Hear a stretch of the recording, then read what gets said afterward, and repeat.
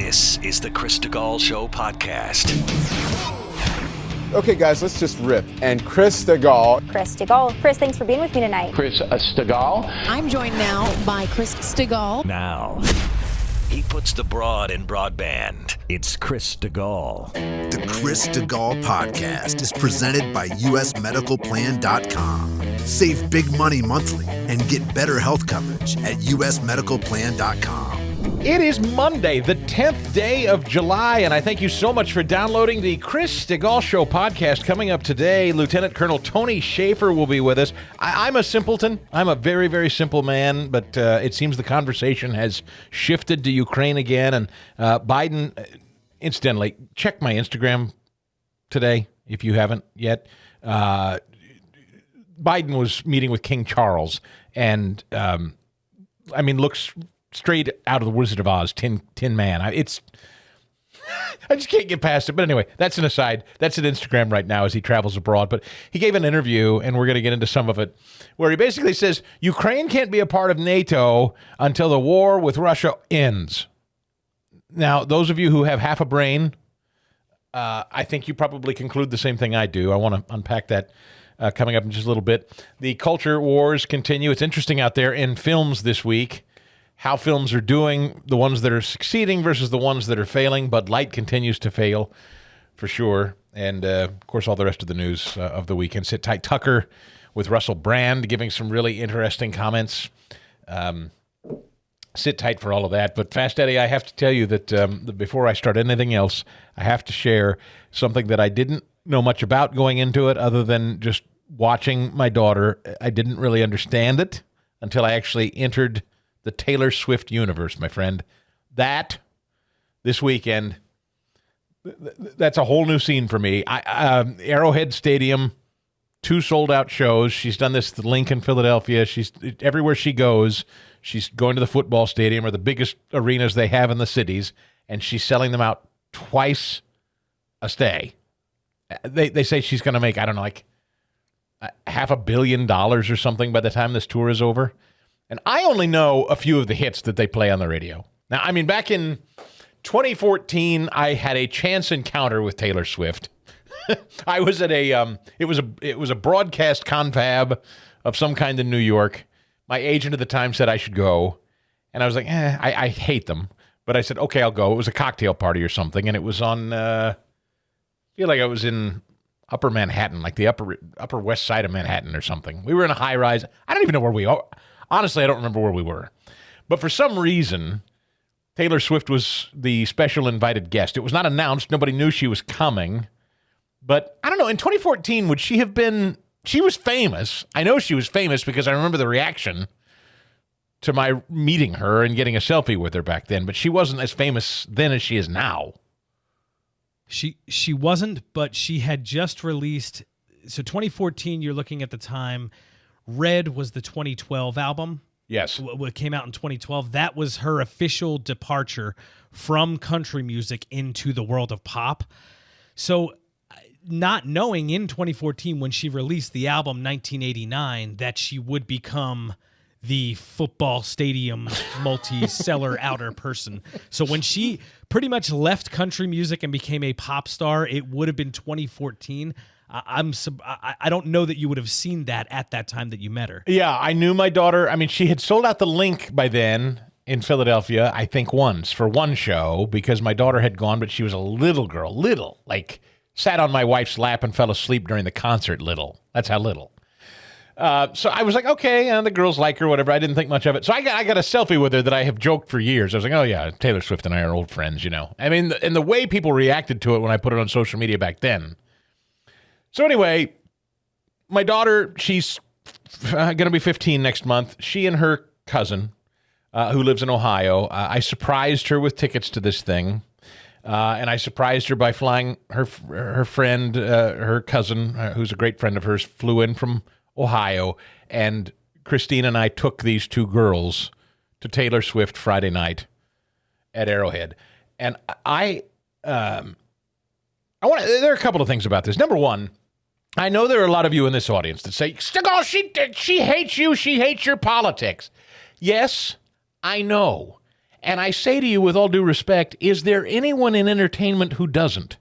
I've said this 1,000 times. I'll say it 1,000 times more. If the only metric to enjoying someone in popular culture is they share your politics, you and I are going to have Jim Caviezel and old John Denver records to listen to, and that's about it. I mean, most entertainers don't share our politics. As for, her influence on young people, here's my impression, and you can have whatever impression of her you want. My impression of this event and this evening was, for the first time in years, I felt like her mother and I, along with her and our niece, her cousin, taking these two girls to an event with a bunch, mostly, they were grown women to teen women. It was mostly women. There were not many men. The estrogen was through the roof. Not a lot of testosterone there. The thing that my daughter kept saying over and over again was how kind all the other girls in the arena were. One of the things that these girls do is they make bracelets, Fast Eddie. That's a big deal. These girls, they go home and they manufacture beads and put them on the bracelets, and they make stretchy beaded bracelets, and they put them up their whole forearm, almost. Right. So they've just got dozens and dozens and dozens of these bracelets they make, and then the idea is you go to the concert and you trade these bracelets like currency with total strangers. Wow. And so I watched these girls, they're 14, 15 years old. They go down in the concourse of the stadium, and that's what they do. They just go, "Hey, strange girl, would you like to trade a bracelet?" They trade bracelets, and all of a sudden they cluster together, and they just start this massive bracelet swapping and complimenting one another on their outfits. Another thing the girls do is they dress in the era. This tour is called the Eras Tour, and all of the eras of Taylor Swift, she has different cover dress or whatever. So the girls all dress from their favorite era of Taylor Swift music. And so that's another big component of this. The girls complimenting one another on their different costume or dress, and then trading these bracelets. And then when the actual show starts, these girls are screaming bloody murder. Like you'd hear the screams of a roller coaster scream or a murder. I mean, it's just deafening, ear-piercing screaming. Like, in fact, my niece says at one point, I felt kind of lightheaded, like maybe I was going to pass out. I saw for the first time in my life in person, you'd see the old footage of Elvis or the Beatles and the girls falling down and fainting. I was like, how does that happen? That's what I saw. But the girls kept talking about how kind everyone was, and I confirmed this. It's true. It was just nothing but an old-time positive vibe. Teenage kids getting excited about a musical act that they connect with. She never once said anything political. Never once. I can confirm that, too. She didn't. I think one of her songs is political, overtly political, like written about Marsha Blackburn or something. So it wasn't like totally devoid, but one of her hit songs. It's one of her hit songs, whatever. But she never took a moment and goes, I just want to say that, trans people should. None of that. Sure. She didn't do it. So from my point of view, it was like one of the most normal things I've experienced in a few years with teenagers. Genuine excitement, enthusiasm, happiness, fans of music, pure performance, apolitical. I felt comfortable, like I never felt like I had to run up and shield her from anything. It was a cool experience. I mean, I'm not even a fan. I don't know most of her music. I hung in the back while she was up there in the front, going nuts. But it was just cool to watch. I have to admit, it was cool to watch, and it was a hell of a show. 3.5 hours long, Fast Eddie. I mean, for the price of tickets to the Eras Tour, I'm glad it was 3.5 hours long, because that's the problem you run into. Yeah. There's two problems you run into at a concert. You'll either run into wow, they only played for like an hour and they showed up about an hour late. Yeah. Or they're just like, here, I'm going to have the audience sing most of my hits. Yeah, those are the two problems you usually run into. So at least as far as length of time goes, then that was worth it. That's well worth it concert. She puts in the time, and I did misrepresent the costs of tickets a little bit. From my understanding is when they went on sale, they were actually reasonable, like familiar prices for concert tickets.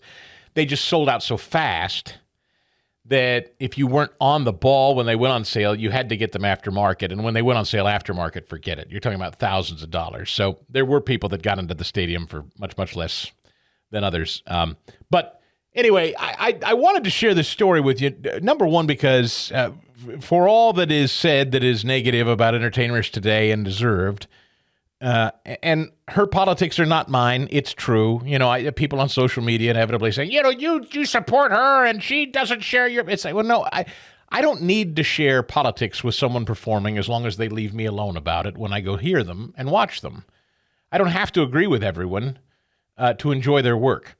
I don't have to, you know. And in this instance, it was just two girls having a wholesome night at the stadium, and that was night number one. She did a second night, which we didn't go to. But another thing she does during these shows is various surprises.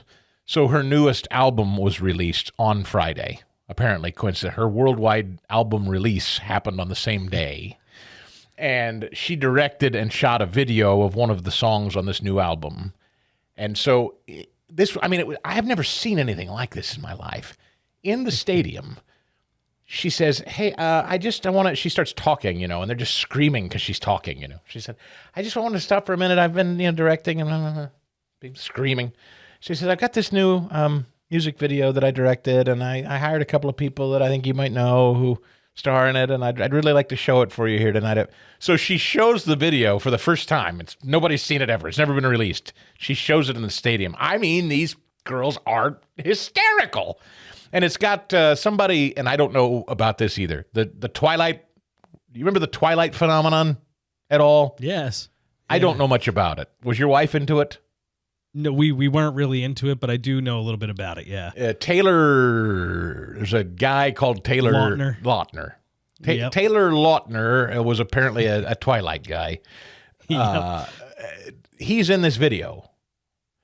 And so everyone's screaming and yelling, and Christine's telling me that she was on team whatever I didn't understand any of it. But anyway, the older women were going crazy. The young girls were going crazy. It was a chick thing, whatever. Yep.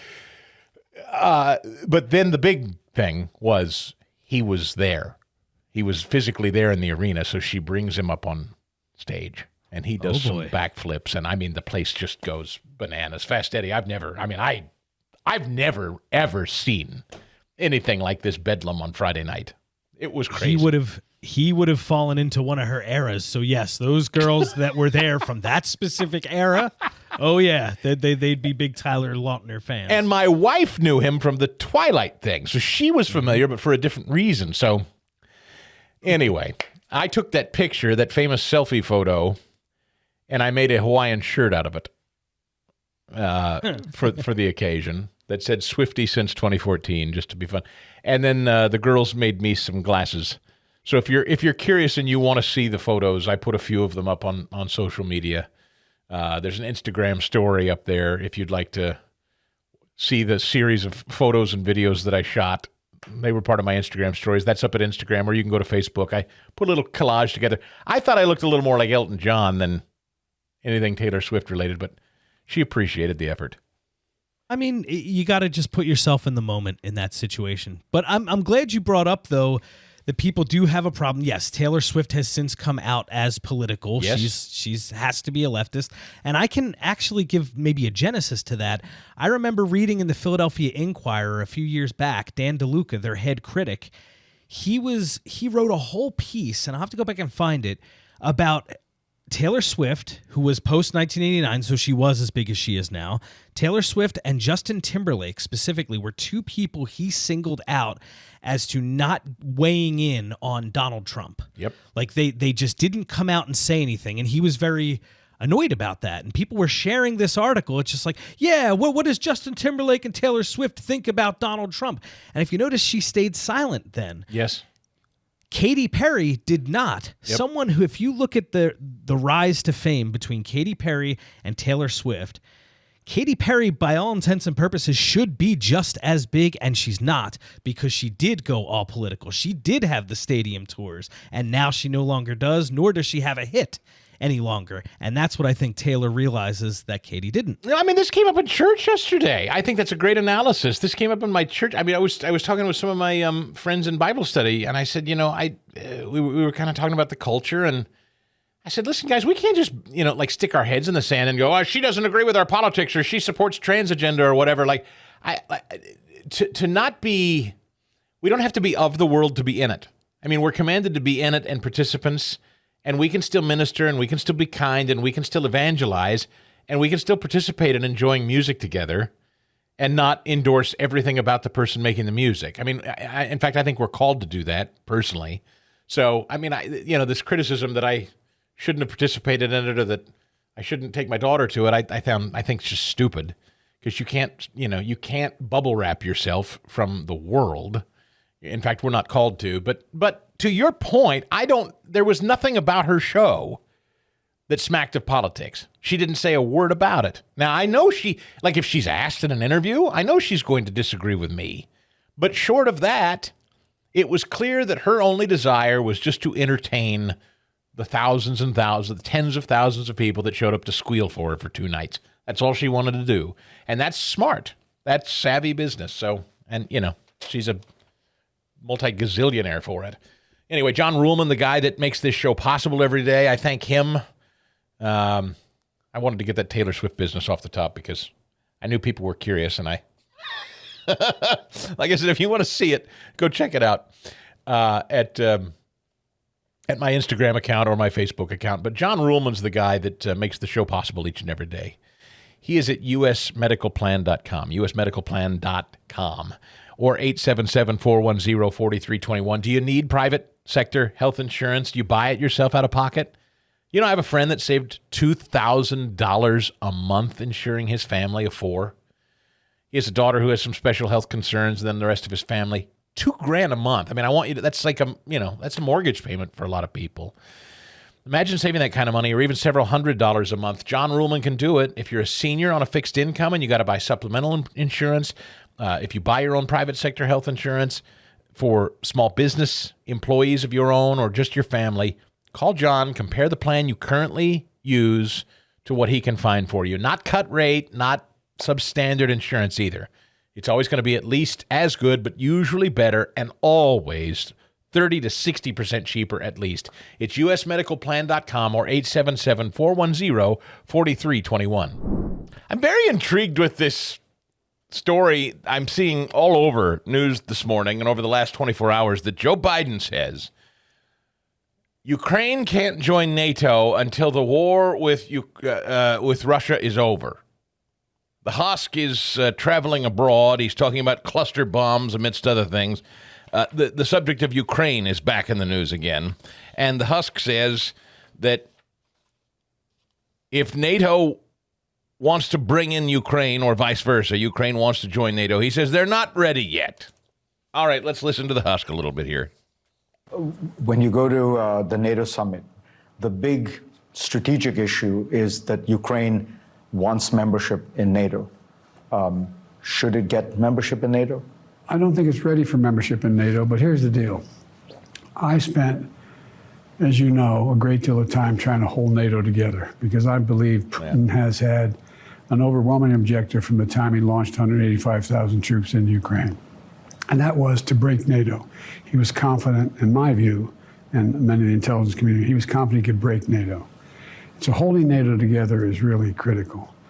I don't think there is unanimity in NATO about whether or not to bring Ukraine into the NATO family now, at this moment. Yeah, okay, enough. Do you know why?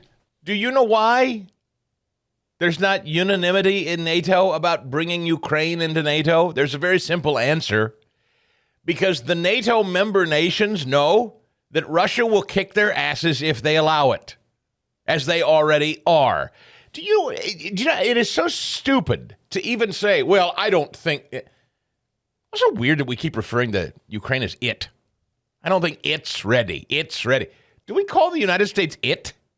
Is that strange? They talk about Ukraine like it's a planet. I don't think it's ready. You mean they, them.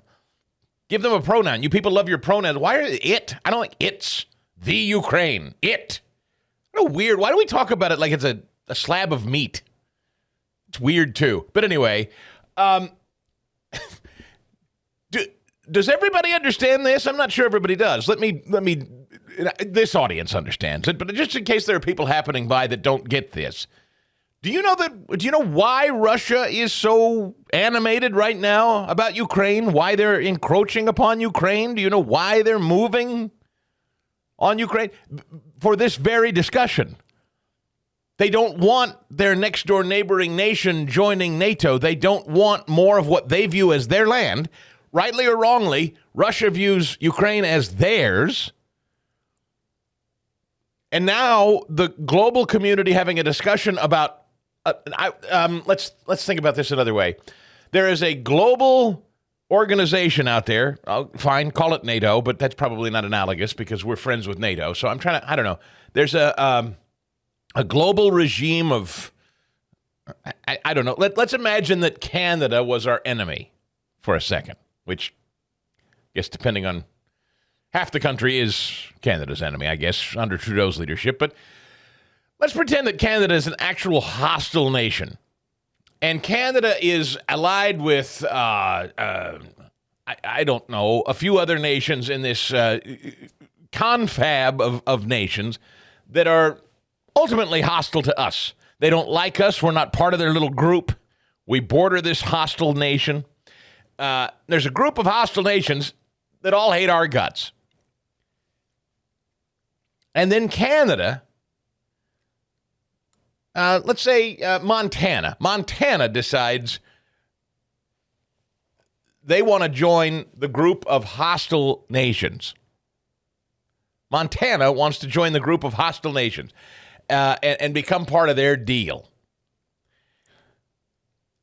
Now, we would object to that. We would naturally, here in the United States, we would say, well, no, Montana, you're part of us. Now, again, this isn't totally analogous, but I'm trying to give you a scenario that makes sense in your head as to why, if you're looking at this through Russia's point of view, this would be a bad idea. Russia already doesn't view Ukraine as someone else's, independent. They believe they're theirs. They want them back. But Russia has, for the most part, left Ukraine alone, and with strong leadership, like under somebody like Trump, they just let it be. They let sleeping dogs lie, and the agreement was always, okay, fine. Just continue trade, continue doing business with us, leave our people alone, and don't join NATO. Don't join NATO. Don't join some globalist organization that's hostile to our interests. They're still ours, and I'm kind of irritated that they're acting like they're their own independent thing. But okay, as long as they don't start getting too independent and start joining groups that are overtly hostile to us as Russians, then okay, we'll leave it. Let sleeping dogs lie.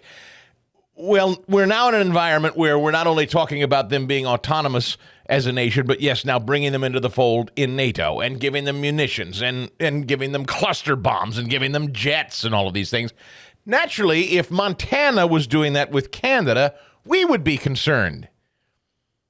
If a hostile nation like Canada is pumping a bunch of weapons and money into Montana and saying, all right, have at it, boys. We'd have problems with that here in the United States. That's the way Russia views it, rightly or wrongly. And I'm oversimplifying this for you global studies majors, I understand. But I'm trying to explain that it's so stupid to say, Ukraine's really not going to be able to join NATO until this war's over. That's what the war's about. Russia does not want Ukraine's autonomy, never mind them joining NATO. I feel crazy sometimes. I read these, Biden says, oh, really? I mean, it's just, some of these things are just so obvious to me, and I wonder why they qualify as news. Zelensky smacks down Trump's boasts he can end the Russia-Ukraine conflict in a day. Naturally, he does. He knows that a Donald Trump presidency means the gravy train is over for him.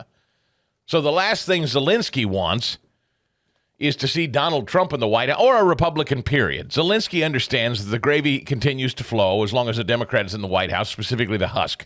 So Zelensky already weighing in on presidential politics. Vladimir Zelensky skeptical of Donald Trump's claim that if he were still president, he could bring Ukraine and Russia to a peace agreement and end the war between them in a single day. Speaking with ABC News' Martha Raddatz about his country's latest counteroffensive efforts, when the subject turned to the future of the U.S. military's assistance to Ukraine, Raddatz noted Trump's oft-repeated claim that he could have the Russia-Ukraine conflict settled in 24 hours if elected president again.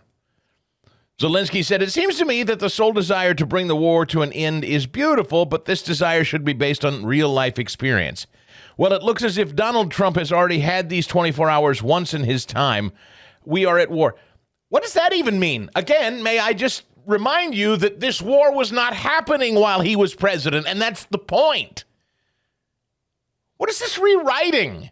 Hey, Donald Trump says he could end this in 24 hours if he's president. Well, he's already had 24 hours, and look where we are. No. Rewriting history. The husk is president now. We're pretending. The husk's purview is the thing under which this war broke out, not Trump's. So we don't, in fact, know whether Trump could bring this to end in 24 hours, but I have a funny feeling he could, given that Vladimir Zelensky and Vladimir Putin were not in kind of a physical fight during the entire time of Donald Trump's presidency. Zelensky doesn't want Trump or any Republican as president. The gravy train would dry up, as you understand. So, just two interesting headlines. They're pushing Ukraine back into the news again. We go through these stretches where we don't talk about Ukraine. Ukraine is a non-entity. There's really nothing to discuss. And then all of a sudden, have you noticed, it's like, and the Sunday shows always kick it off. This is the formula. The Sunday shows decide there's a thing we're all going to discuss. The White House wants the Sunday shows to discuss a thing. And so starting Monday, we all start talking about the thing that the Sunday shows were talking about. And we're off to the races. So this week, it's back to Ukraine. Now, remember, Aunt B says, come on, Republicans, bring it. Bring the culture war. No, I don't think so. They'd rather talk about things like Ukraine. Believe me. That's what Democrats want. Democrats want to do anything but talk about Joe Biden. That's what they want. I mean, the weekend headlines, pretty brutal, actually, when not talking about Ukraine, and that's exactly the problem for Joe Biden. They don't want to be talking about cocaine. They don't want to be talking about Hunter. They don't want to be talking about the baby mamas out there of hunters. But yet, boy, look at some of these headlines today. Maureen Dowd at the New York Times, it's 7 grandkids, Mr. President. Whoa. New York Times. In his memoir, Hunter wrote dismissively about the child's mother, London Roberts, whom he met when he was spiraling into addiction and going to Washington strip clubs. He wrote that the woman he had sexual encounters with during his drug rampages were hardly the dating type. I had no recollection of our encounter, he said of Roberts, yet he put her on the payroll of his consulting firm as a personal assistant while she was pregnant. About 3 months after the baby was born, Hunter took away Roberts' company health insurance. As she grows up, knowing that her father and paternal grandparents wanted nothing to do with her, she will probably be able to see a video or two showing her half-sister Naomi getting married on the south lawn of the White House. And you watching the fireworks on the balcony with little Bo, talking to Hunter now. And if she misses that, there will be plenty of schoolmates to remind her that she wasn't wanted. Kids can be mean that way. My sister and I, writes Dowd, often disagree about politics, but this is not a political issue to us. It's a human one. Joe Biden's mantra has always been that the absolute most important thing is your family. It's the heart of his political narrative.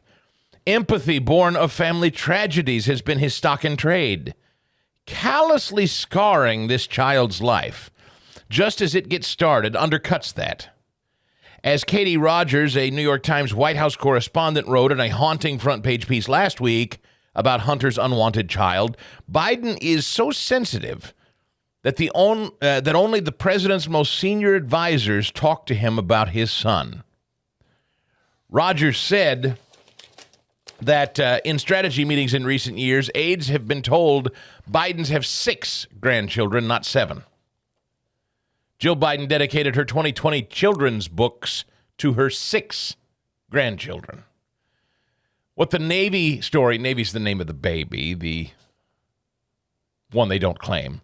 What the Navy story reveals is how dated and inauthentic the 80-year-old president's view of family is. Once you could get away with using terms like out of wedlock and pretend that children born outside of marriage didn't exist or were somehow shameful, but we now have become vastly more accepting of non-traditional families. We live in an Ancestry.com world where people are searching out their birth parents, trying to find relatives they don't know they had. I have sympathy for Hunter going into a dark, bleak hole, as he called it. I have sympathy for a father coping with a son who was out of control and who still may be fragile. With Hunter, his father can seem paralyzed about the right thing to do. So, mind you, Maureen still feels some sense of pity for the Bidens. But there's a but. The president can't defend Hunter on all his other messes and draw the line at accepting one little girl. You can't punish her for something she had no choice about. The Bidens should embrace the life Hunter brought into the world, even if he didn't consider his mother the dating type. The president's cold shoulder, at heart, is counter to every message he's sent for decades, and it's out of sync with the America he wants to continue to lead. Ms. Dowd, it was never real. The man never had a heart. It's always been a lie. You believed it. Sorry you were suckered. We didn't. Democrats are cruel. Democrats are cold. Democrats are ruthless. Democrats are the party of infanticide. Democrats would rather that this little baby be dead, never born at all. Democrats would have preferred to see this little baby aborted as opposed to ever be born.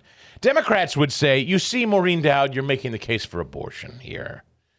Poor little Navy, born into the world, isn't wanted. Wouldn't it be better that she abort the baby mama? I mean, this is their attitude, is it not? This is what Democrats say.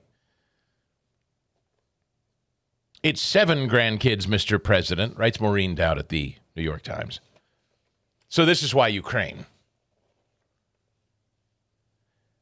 From Politico, Democrats' mission to stop a third-party presidential bid hits the Hill. Senator Joe Manchin has argued that there's little harm in entertaining a third-party bid.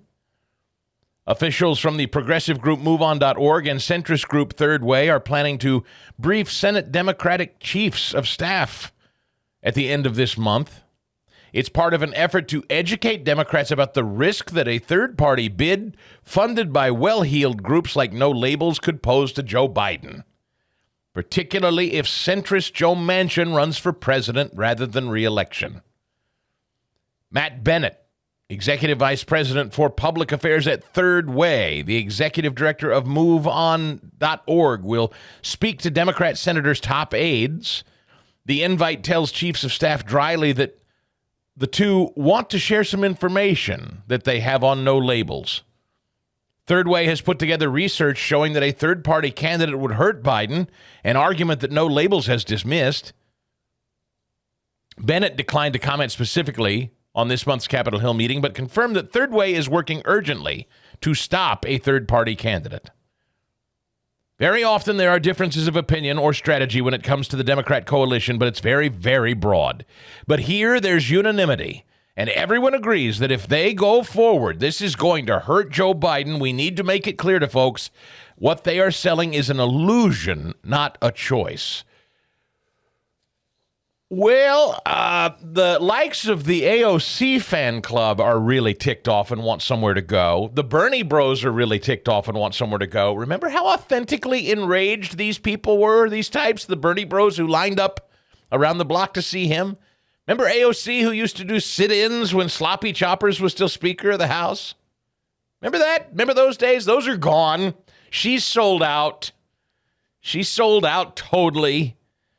From Fox News, progressives tar and feather AOC for endorsing Joe Biden's second term, calling it a massive disappointment. Progressive Twitter users blasting squad member AOC after she endorsed Joe Biden's re-election bid. Leftists on the platform accused the lawmaker of selling out her progressive and anti-war values. with her decision to support the second presidential term of the Democrat Party leader. Now, where are all these people going to go if they're really ticked off about an endorsement of Grandpa? They're mad at AOC. They're mad at Gramps. Where are they going to go? This goes back to what I was just telling you about this third-party option, an anti-war option. The Husk continues to, let's send cluster bombs to Ukraine. Look over here. And the press and a lot of the progressives keep saying, your son's a man whore. He keeps making kids that you're not claiming. And you keep banging the drum about war. These are things that we don't believe in as a party. We want a different way. We want a new third way. We want another option. So this is really, we're on a collision course here that the Husk wants you not to pretend, wants to pretend doesn't exist and wants you not to pay attention to. Who knows what teat AOC is suckling at to come out and endorse Biden for a second term, but she's clearly in on the take. Probably a healthy payday in it for her to just walk the plank. So you've got a huge swath of the Democrat Party looking for a new home. And this third-party movement knows it, and so you got these MoveOn.org types going to Capitol Hill going, guys, you got to help us. You got to get your rank and files heads right about this. You got to go back to your home states, go back to your home Democrats, and tell them, come home. Come home and support Grandpa, because he could lose if we start shedding a lot of our progressive support.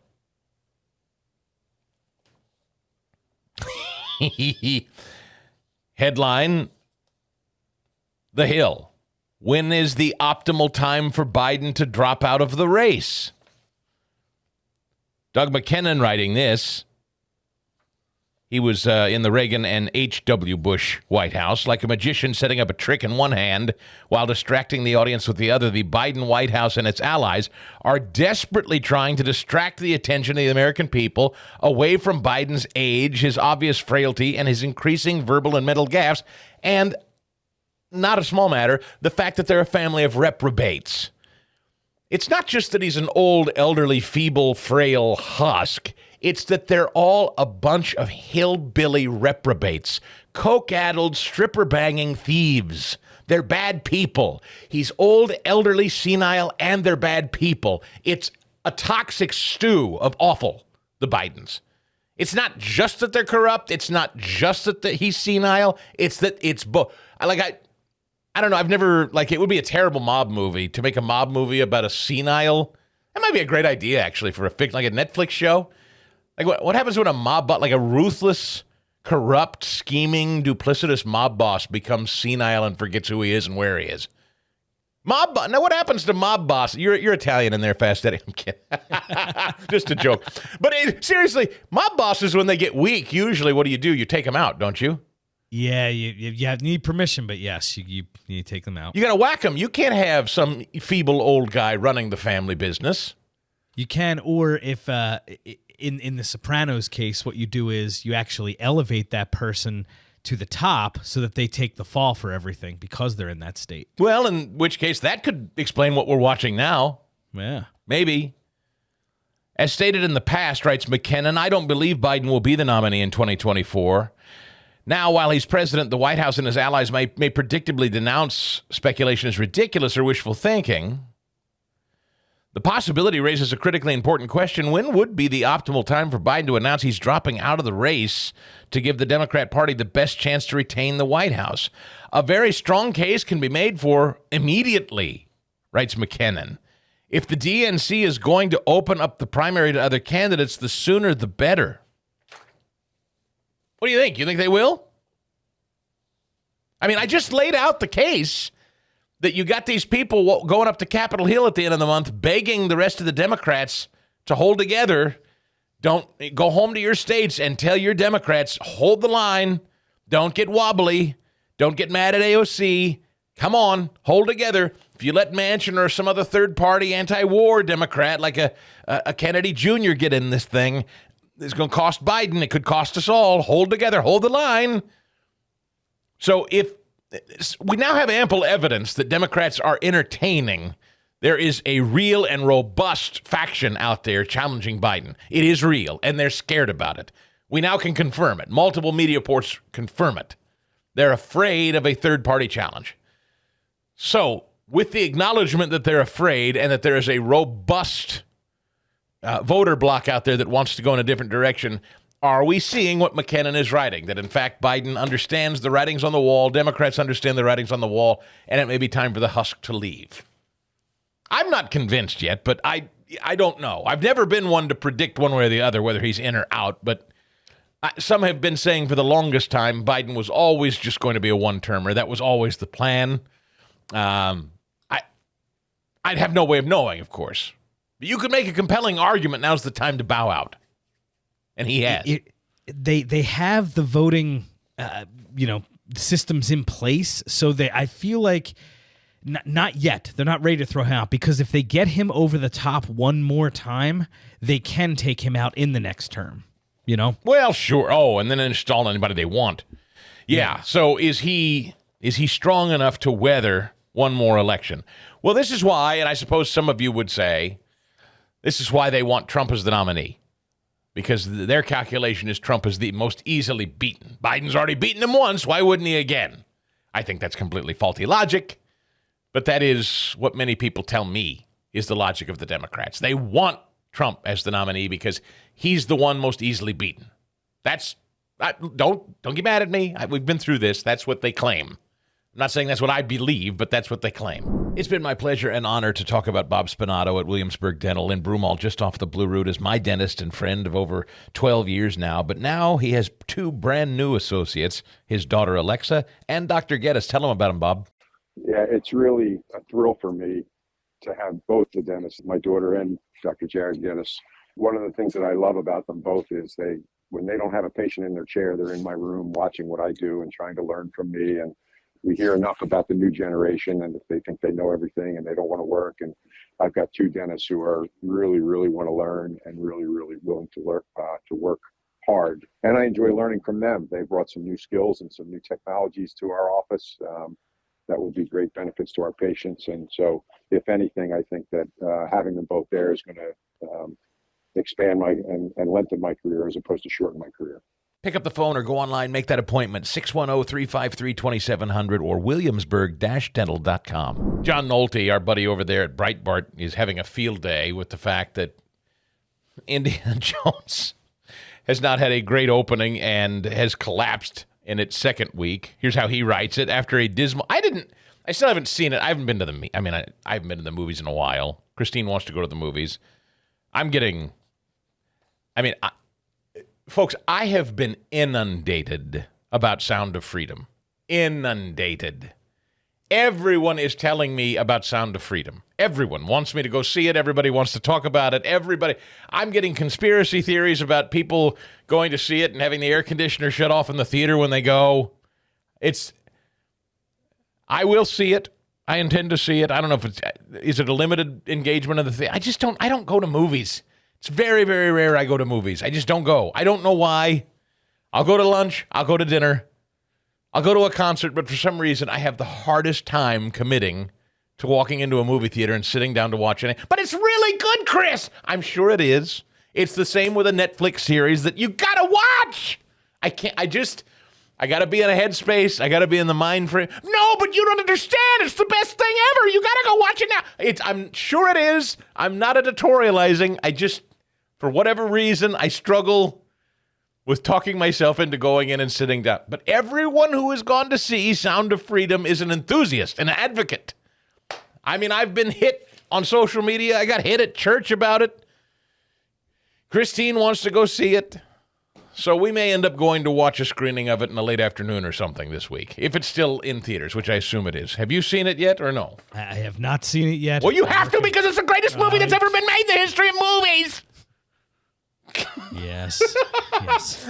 Nolte's excited that it continues to thrive and Indiana Jones is collapsing out there, which is another one I'm going to go see, because I, like so many other millions of people, I have a fond memory of a franchise called Indiana Jones, and I'm sure this one will not be as great, although Christian Toto said it's not bad. Nolte says it was a dismal opening for him anyway, for Harrison Ford and the Indiana Jones franchise. He calls them the Disney Grooming Syndicate. Indiana Jones and the Dial of Destiny collapsed somewhere between 50 and 60%, with a dreadful $25 to $28 million second weekend take. They couldn't even manage one consecutive first-place finish. What had once been the most popular and bulletproof franchise ever created finally met its match.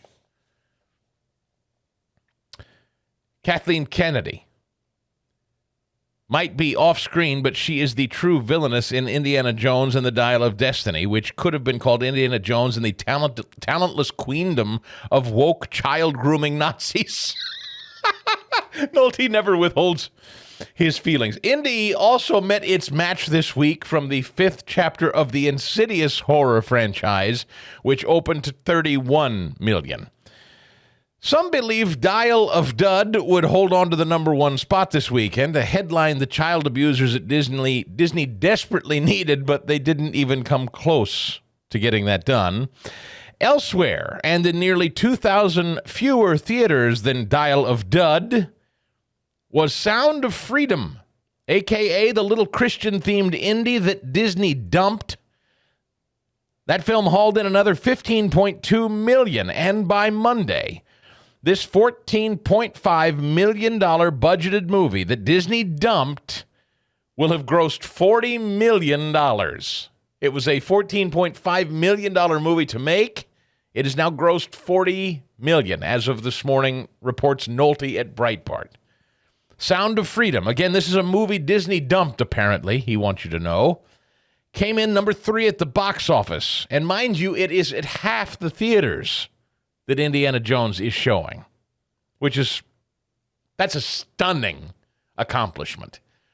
When you're in half and you come in just behind the most widely distributed movie in the country.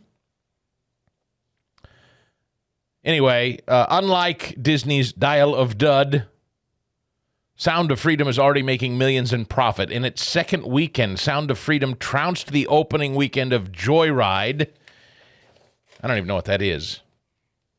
Some sort of woke comedy, he calls it. Belly flopped in 2,800 theaters with just $6 million. How's that for justice, writes Nolte. Disney acquires 20th Century Fox in 2019 and immediately shelves Sound of Freedom, which wrapped in 2018. Why would Disney shelve a $14.5 million Christian-themed film when Christian-themed films are making money? Easy answer, it's a Christian-themed film. Also, Sound of Freedom sounds an alarm about child exploitation, and as we know, Disney is pro-child exploitation.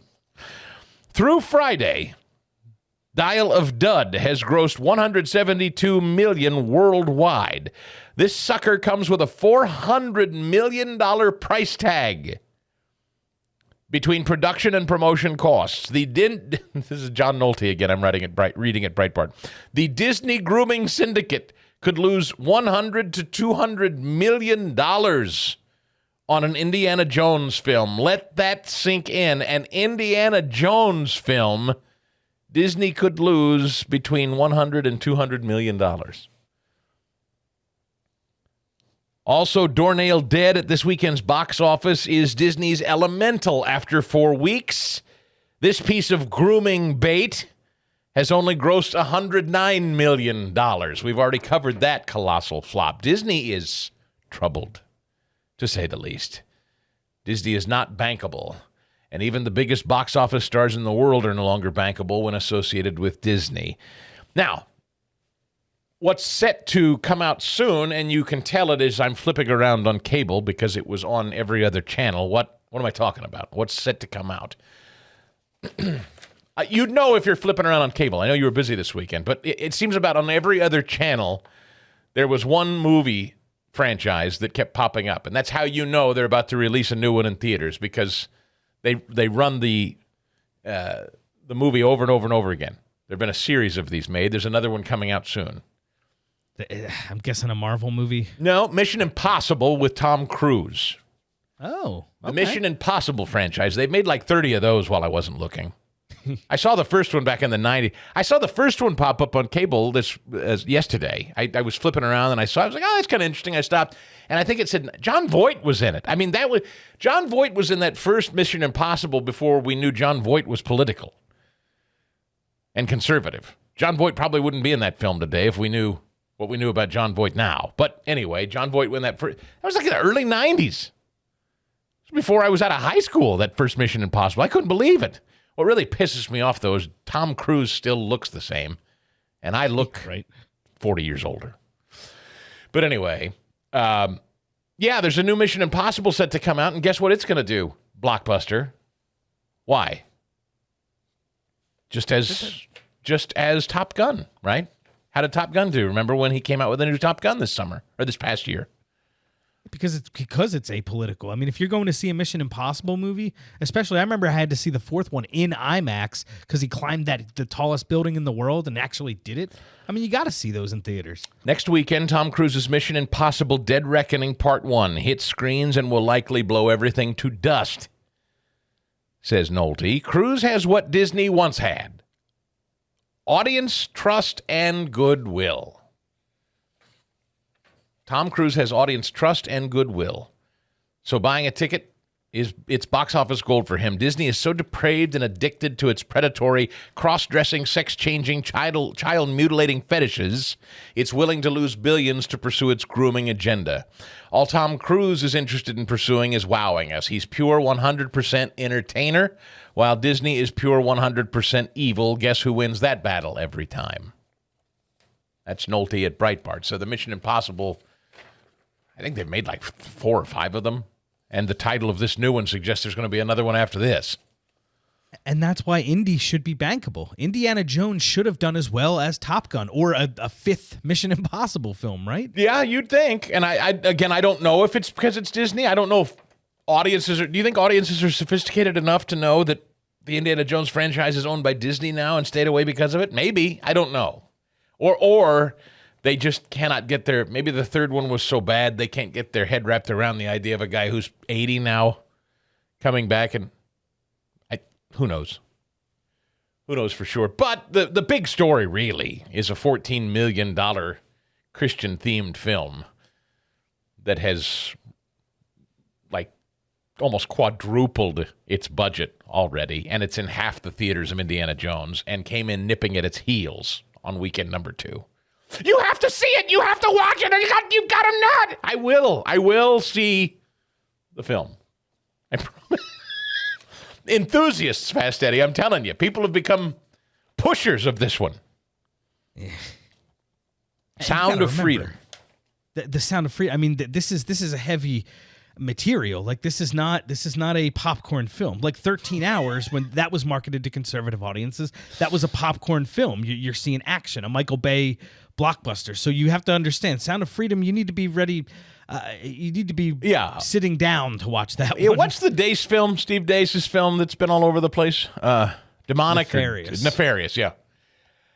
I think that's also it. I know that there's going to be some heaviness to it that I spend all week in heavy. I think that's another thing. The reason Indiana Jones appeals to me, the reason Mission Impossible appeals to me, not because it's a political statement. I just kind of want mindlessness. I'm very, very well aware the world is depraved. I cover it 5 days a week, And so I guess that's my thing. When people, you got to go see the film about how depraved the world is. And I go, I know. Yes. I cover it for a living. Yes.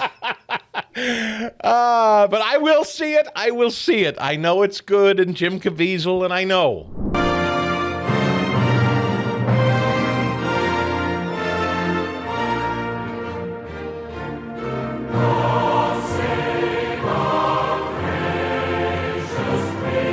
Yeah.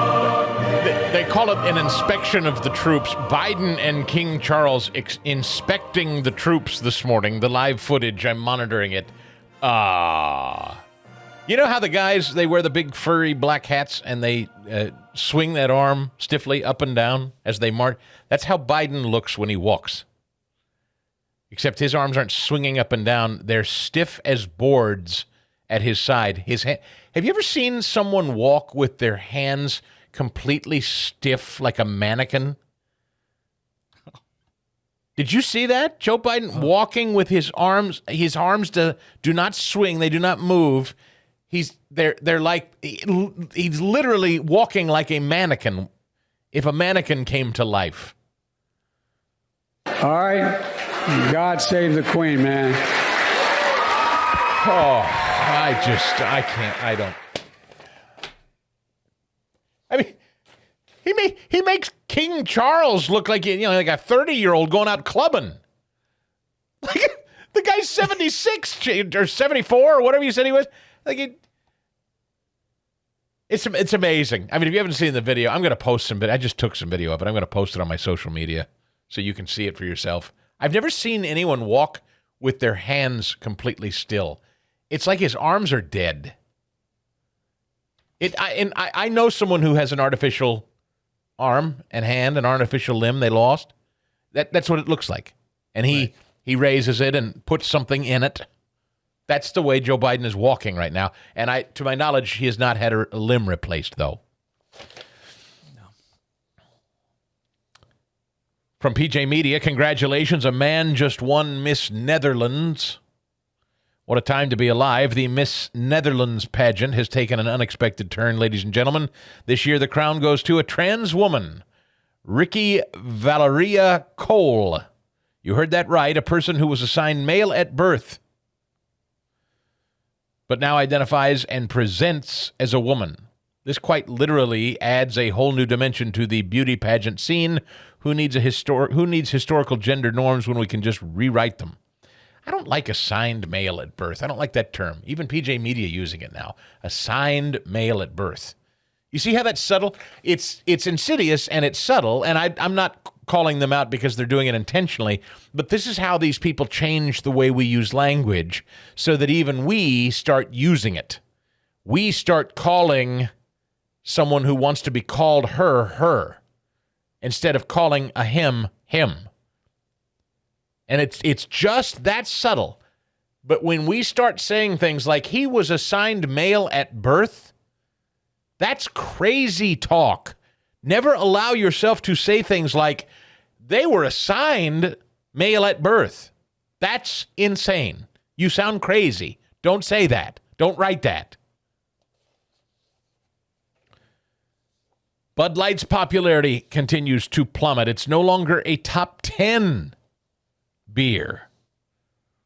A new YouGov survey shows Bud Light is now tied as the 14th most popular beer in the country, according to Newsweek. The drop due to the company going woke, teaming with Dylan Mulvaney for a March Madness promo. Not only are sales down, but the brand's popularity is taking a huge hit. The situation is so brutal for Bud Light, Anheuser-Busch's stock price has seen serious decline since April. The share price, $55.50 at the end of trading Friday, marks a almost 17% decrease in share price. Now the YouGov survey shows the brand is falling and falling fast when it comes to popularity. The worst part about the situation, it really doesn't look like there's a light at the end of the tunnel for Anheuser-Busch. No signs the pressure is going to ease up. The backlash is expected to carry into football season, with the latest sales data shown that sales units down more than 30%. It's no longer the top-selling beer in America. Do you know what the top-selling beer in America is now, Fast Eddie? I wish I could say it's our friends at Yuengling. It is not. Is that Modelo? It is. Why? Yeah. I didn't even know. Is that a thing? Do you drink that? It's fine. Not really, but I don't know. I don't know Modelo. Who owns them? Do you know? I don't know. Anheuser-Busch. Oh, do they really? Okay. Oh, yeah. Didn't know that. All right. Yeah, we told you about this last week. Ben & Jerry's saying the United States needs to give back the stolen land. I love that now a Native American chief does confirm, in fact, that the Ben & Jerry's headquarters is itself on Native land. So, as I suggested last week, Ben & Jerry's should follow by example, or lead by example, just as John Kerry should stop flying privately. Ben & Jerry's should return their stolen indigenous land. The Western Abenaki tribe located in South Burlington, Vermont. Chief Don Stevens, chief of the Nulhegan Band of the Kusik Abenaki Nation, telling the New York Post, if you look at the traditional way of being, we are a place-based people. They're on our place. I love it. It really is. The jingle is true. For the best night's sleep in the whole wide world, visit mypillow.com. I'm sleeping like a baby. I can't lie about it. I mean, I have this MyPillow body pillow I use every single night. Tuck it under the blankets, lay next to me. I know, not very romantic on Valentine's Day, but most of us that have been married and you're sleeping nightly, after a while, people sleep hot. I don't know about you. I get hot. I need space. But MyPillow, what's so great about MyPillow and their new MyPillow 2.0 technology is it's exactly for people that sleep hot. So I get this side sleeping thing where I just can't sleep on my back or my stomach. I like sleeping on the side. Maybe you do too. This body pillow they make, like it doesn't get hot, but it is so supportive. And it's like 3 feet long. So it's just perfect to lay your head on. You can tuck it in between your knees to take a little pressure off the lower back or the knees. I love it. Plus, I'm on these Giza Dream Sheets, which are crazy comfortable. We've got the towels, which are super absorbent. We dry off with every morning, thanks to MyPillow.com. My dog, Dean, is on the MyPillow bed for the dog. Loves it. And that's just some of the products. Right now, I'm sipping my coffee. Mike has his own line of coffee. I got the light brew. I think next time I'm going to order the dark brew and try that. But all of these products and so many more, from the robes to the slippers, Christine loves her MyPillow slippers. You got to check it out. And if you go to mypillow.com and order today, you use my promo code ChrisPodcast. ChrisPodcast. That allows you to save up to 66% on everything on the website. And it also lets them know that you listen to the podcast, which means a lot to me. They're advertising with me in the hopes to reach you. I know you're going to love the products, but when you let them know Chris Podcast, it gets you the discount and lets them know you listen. So thanks for that. It's a three-legged stool. Hopefully everybody wins. So mypillow.com, promo code Chris, or for the best customer service, you should know everything you order, 60-day money-back guarantee, a 10-year warranty. So they're really high-quality products and made here in the United States. So 800-932-5056 to order in person, 800-932-5056, or mypillow.com, promo code Chris. A new edition of the Harumph Society coming out today, the fastest growing political newsletter there is on Substack at the moment. I'm grateful to you for it too, by the way. It's not just the newsletter, but the podcast too. Just got the chart updates for the podcast last week. You guys, I cannot believe your support for it. Thank you. And we're doing it all on our own. We don't have, I don't have the gazillion-dollar infrastructure of some of my colleagues in the podcast space. I'm just doing, just little old us here, just doing our thing, and you continue to listen and share and download it, and it's so humbling, and I'm so grateful. I hope we continue to create content that you enjoy. So that's the Harumph Society. That's at Substack. You can go to chrisstigall.com and subscribe to that today. And, of course, the podcast is wherever you listen to podcasts every single day. If you're on Instagram, head over to Instagram today and check out my account. I just posted moments ago the very, very healthy and natural gait of the leader of the free world. Very, very natural, healthy-looking walk. Lieutenant Colonel Tony Shaffer, president of the Herb London Center for Policy Research, author of Operation Dark Heart. I got to say, Tony, look, I don't mean to be an ageist. It's not that. I mean, King Charles is walking alongside him there. He's 74 and doesn't look like that. Good morning. It looks bad on the global stage to me. I don't know how it looks to you. It promotes the idea that we have a weak leader. And the thing that actually makes it far worse than any appearance, just the watching of his activities, is his speaking. When he opens his mouth, it's far worse. I mean, between you and me, Chris, I had no idea that the Russians were not doing well in Iraq in their invasion there. Who knew that? I just didn't know that.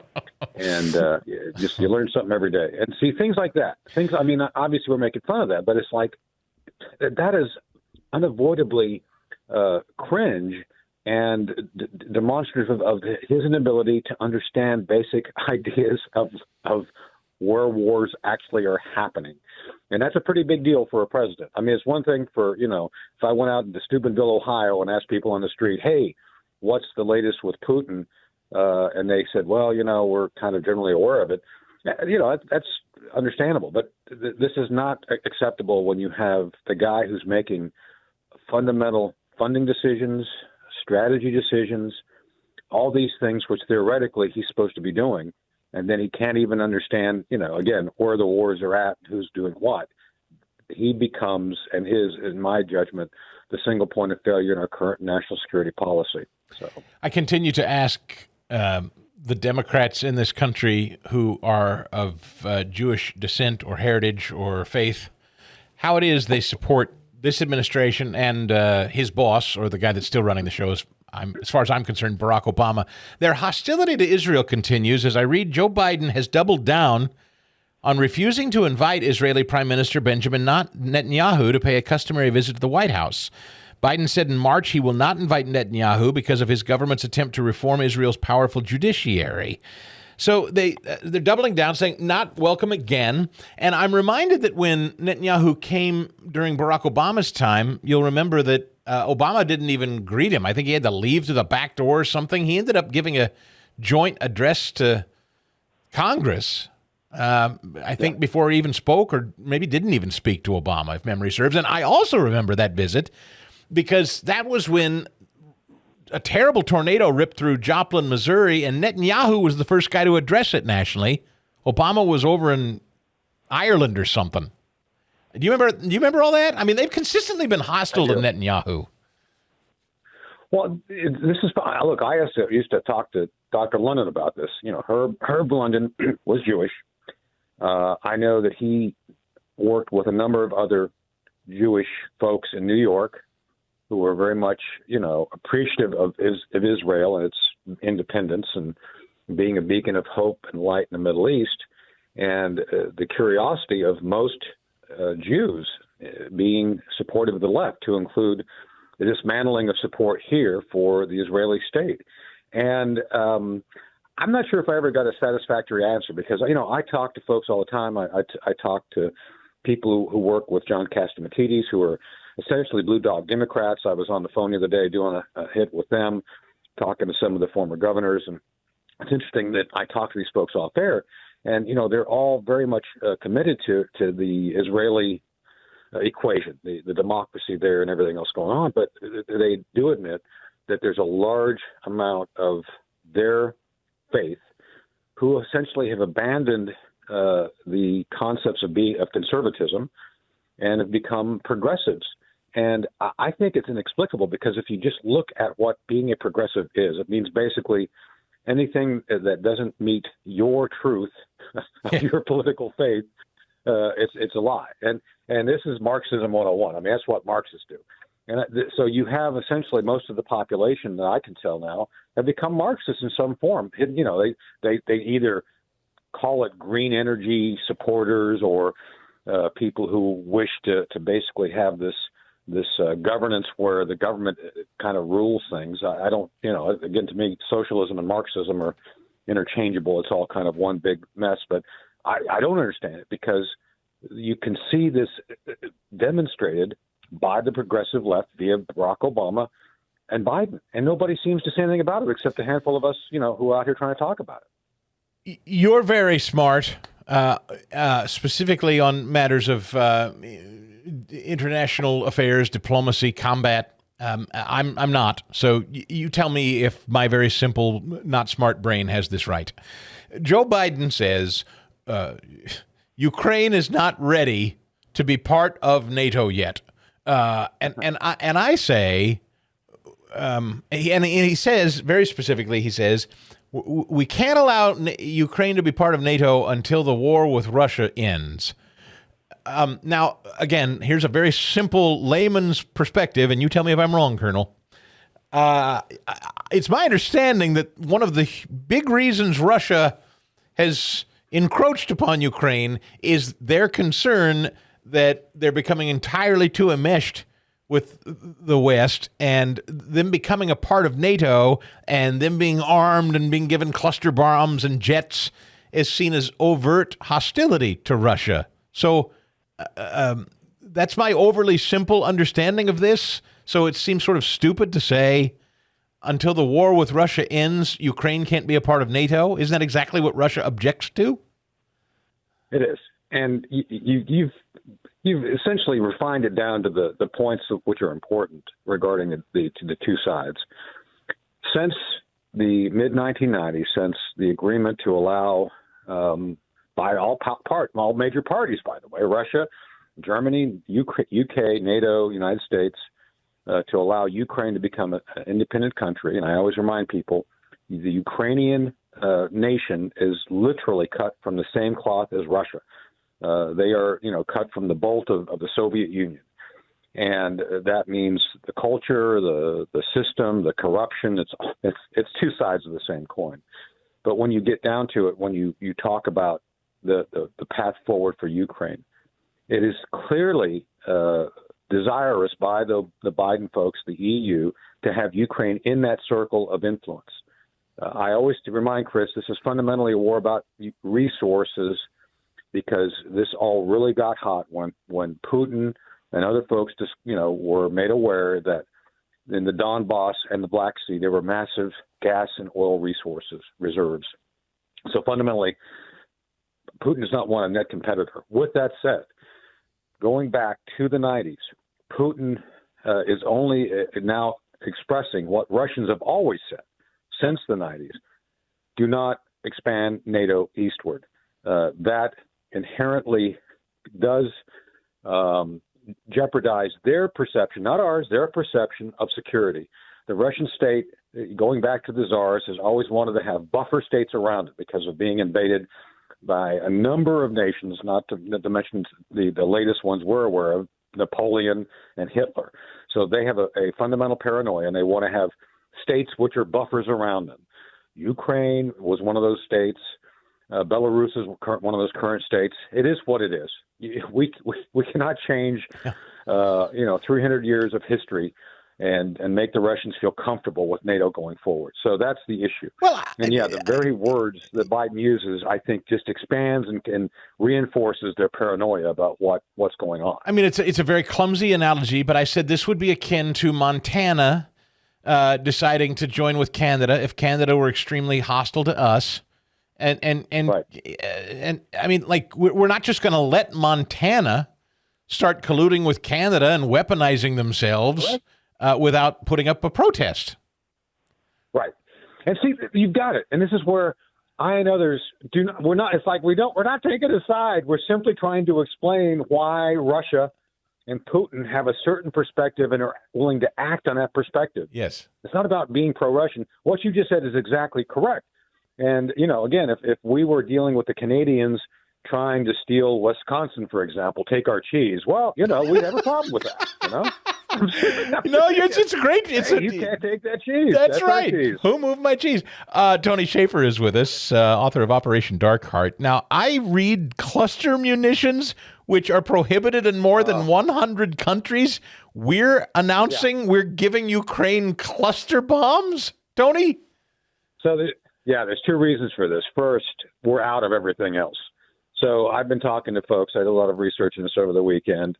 And this is, you're probably not surprised that Mark Milley has put in the bureaucratic nightmare of the century. He has, anytime Ukrainians want anything from an F-16 to a new pencil, they've got to go through literally 8 layers of international bureaucracy. Apparently it's just cumbersome. And that's why stuff doesn't show up on time. That's why you're trying to help them when you're not. And I was talking to Blaine Holt, and Holt and I were texting on this over the weekend. It's like, man, this is typical of Milley and the bureaucracy. So first off, the stuff that they want and need, they're not going to get on a timely basis, and we've seen that play out. Secondly, because we have actually rated our wartime stocks 41 times. That is to say, Chris, the decision of the Pentagon is to go in and pull out to the point of where we have nothing left in our critical wartime stocks. That is to say, if we have to go somewhere and do something, we have preset stocks all over the world. preset depots of, millions of rounds. Well, we've raided all of those and nothing's left. So the only thing we have left is cluster bombs. And that's why you've seen a dramatic 180 on this by the White House, because there's nothing left. So you give, basically they're trying to give them what they have left. And I've argued correctly, I believe, that we should not employ these things. If you mentioned Operation Darkheart, in Operation Darkheart, my book, I think I do note a fact when we were coming back from a reconnaissance, NSA-supported reconnaissance in Kabul. We were on the new Russian road, and one of the vehicles, the FBI vehicle, had a blowout. And as it blew, we'd run off to the side, we set up security around it. I walked forward ahead of the vehicle because I took the point. And there ahead of the vehicle, about 10 feet, was an unexploded U.S. cluster bomb. And had that vehicle moved another 10 feet, when it pulled over to the side, it would have been blown up. So I just don't, based on my own experience, recommend these things be used. So Tucker Carlson continues to make news every time he surfaces. He went on Russell Brand's podcast. Russell Brand, a former, or I guess current, maybe former, I don't know, actor, comedian. I mean, really has kind of become, like so many who are counterculture these days, a favorite of conservatives, even though I don't know that you'd necessarily call him a conservative. But anyway, Tucker went on his podcast, had this to say specifically. This is number 86 on Ukraine. I wanted to get your reaction. I think looking back on this 10 years from now, assuming we're still around, I think we're going to see Trump's emergence as the most significant thing to happen in American politics in 100 years, because he reoriented the Republican Party against the wishes of Republican leaders. But when I think about Trump right now, so it's July of 2023, I'm struck by his foreign policy views. Trump is the only person with stature in the Republican Party, really, who's saying, wait a second, why are we supporting an endless war in Ukraine? And that, leaving aside whether Trump's going to get the nomination or get elected president or would be a good president, I can't even assess that. All I can say at this point is I'm so grateful that he has that position. He's right. And everyone in Washington's wrong. Everyone. And Trump is right on that question. And it's a big question. That war is reshaping the world. It's reshaping the economy of the world. It's reshaping populations. I was just in Romania last week, which is, of course, shares a border with Ukraine. The refugees in that region, the number of people killed in that war. Europe will never be the same because of this war. And it really matters. And Trump alone among popular figures in both parties understands that, and I'm grateful for it. Whether he gets the nomination or gets elected, words really matter. Saying something true out loud matters.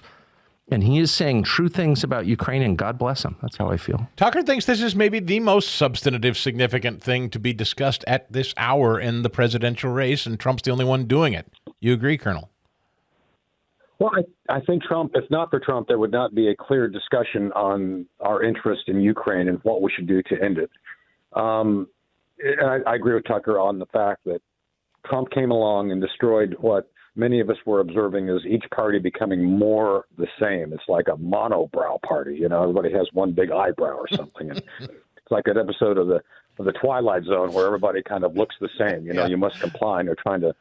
And so I think he's called it out correctly. And yeah, I agree on the issue of Ukraine. I'd like to believe, I'm friends and mentors with a lot of the Reagan folks. The Reagan guys feel the same way we do about this. And it's just obviously they don't have, the access to the media is, since they're all in their 80s and 90s. But I talk to them on an regular basis, and they all recognize like Reagan would probably do something similar where, yeah, we want to challenge the Russians, but we don't want to be in an endless war. If we're going to do something, let's win it or not do it. And Trump has that idea, I think. And I think Tucker reflects, accurately this is a significant thing. And a lot of us have felt frustrated. I think I'd like to include you in that. Is that when we observe things that don't seem to make sense and we question them, people think we're crazy. And Trump has helped make crazy a good thing, yes, so to speak, because his version of crazy is like asking hard questions like, hey, why are we just kind of throwing money this way?